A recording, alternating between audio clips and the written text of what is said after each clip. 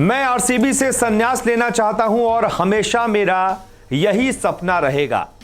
यह कहा है आरसीबी के खिलाड़ी युजवेंद्र चहल ने। अब युजवेंद्र आरसीबी से रिटायरमेंट की बात क्यों कर रहे हैं? आईपीएल की शुरुआत होने वाली है।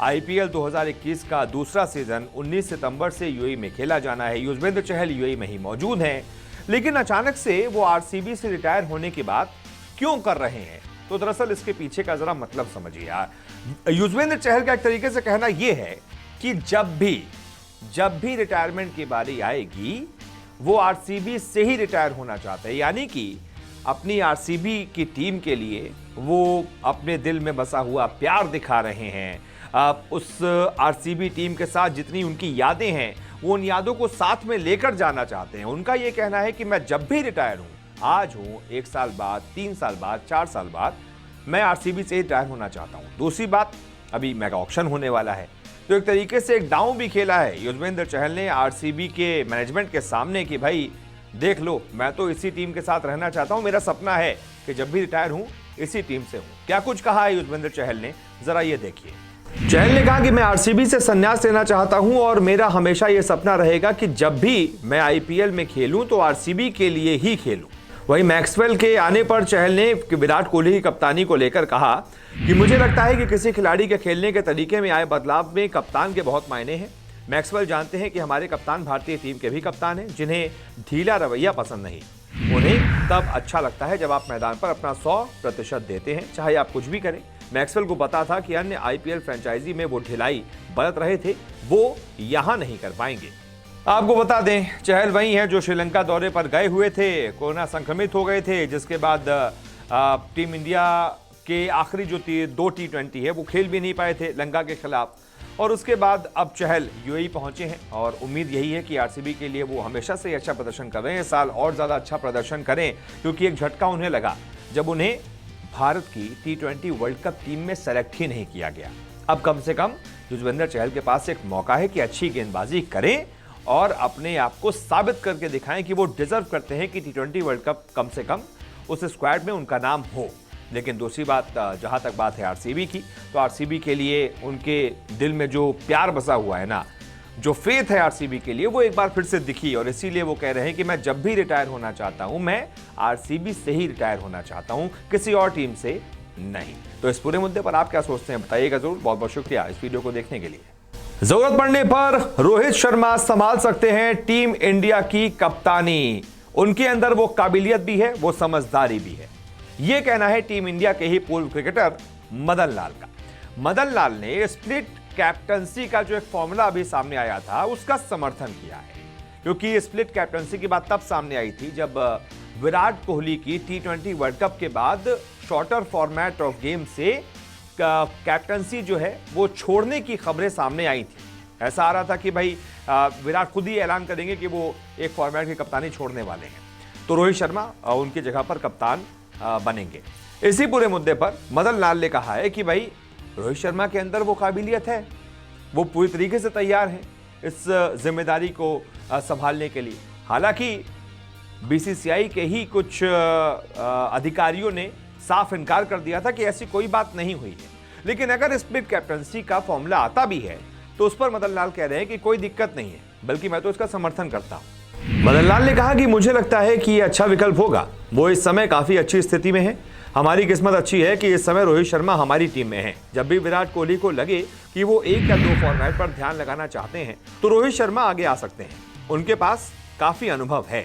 तो मदन लाल के मुताबिक रोहित शर्मा पूरी तरीके से तैयार हैं और डिजर्व भी करते हैं। आईपीएल में वो अपनी कप्तानी में मुंबई इंडियंस को 5 बार चैंपियन बना चुके हैं, तो अपनी कप्तानी को वो साबित कर चुके हैं कि वो शॉर्टर फॉर्मेट में कितने बढ़िया कप्तान हैं।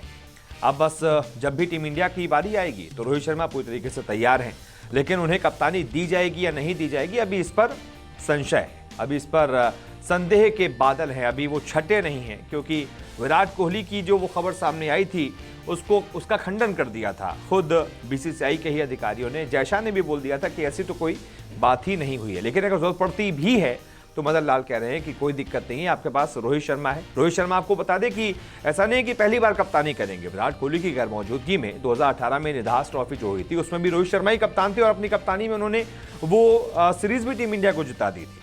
तो रोहित शर्मा के पास अच्छा एक्सपीरियंस है और टीम इंडिया को भी वो कैप्टनसी कर चुके हैं और मैचेस भी जिता चुके हैं, तो उसमें कोई दिक्कत वाली बात नहीं होनी चाहिए, मदन लाल ये कह रहे हैं। इस पूरे मुद्दे पर आप क्या सोचते हैं?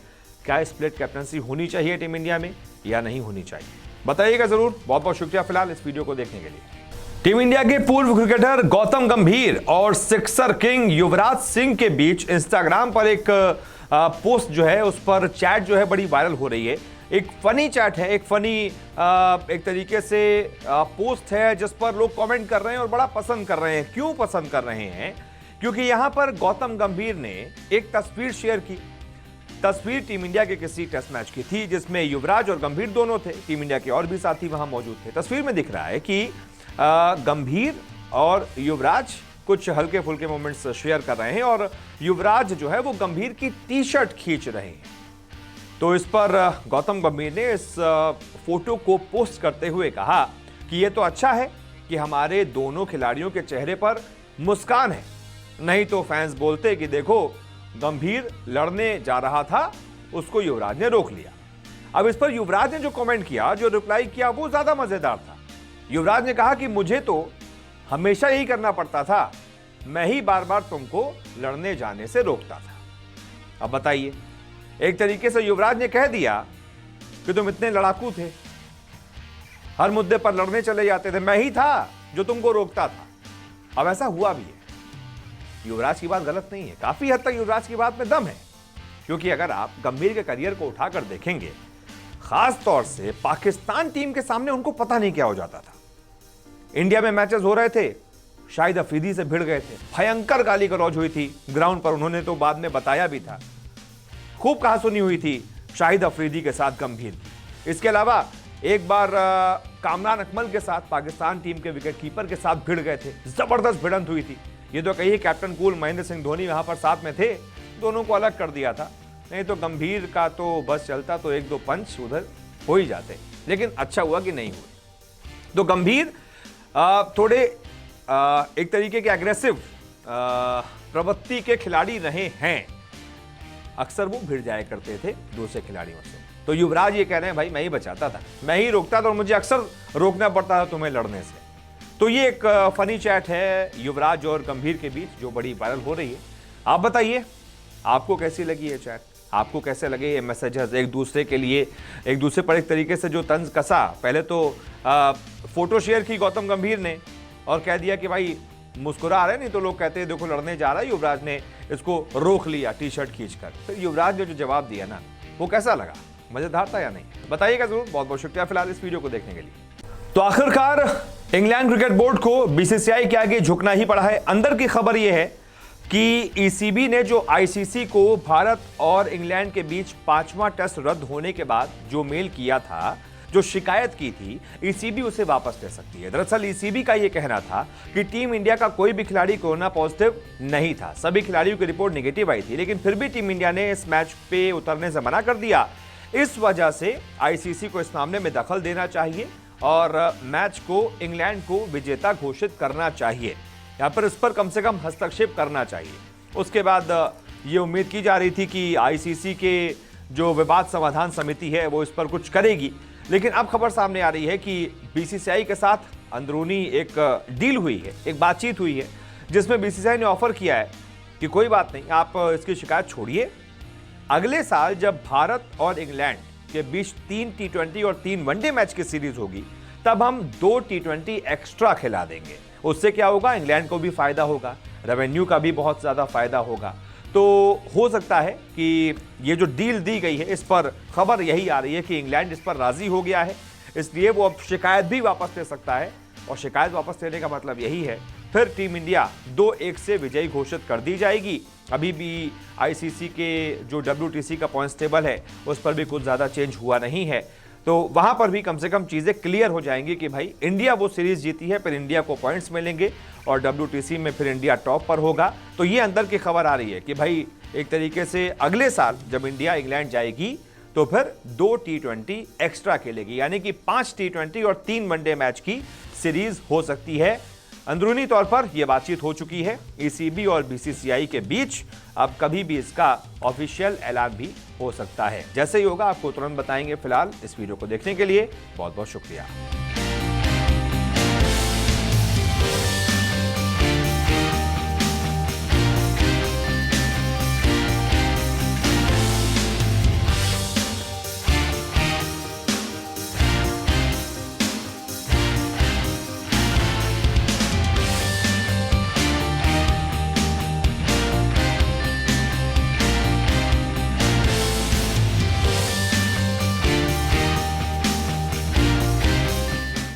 अगर आपको हमारा ये वीडियो पसंद आया है तो इसे लाइक और शेयर जरूर कीजिए, और हां, हमारे चैनल को सब्सक्राइब और फॉलो करना मत भूलिएगा, ताकि आप क्रिकेट की कोई भी खबर मिस ना करें। चाहे स्पोर्ट्स की ब्रेकिंग न्यूज हो या क्रिकेट का कोई अपडेट, प्लेयर्स की मस्ती हो या हो मैदान का लाइव एक्शन, हर वीडियो मिलेगा न्यूज 24 स्पोर्ट्स पर।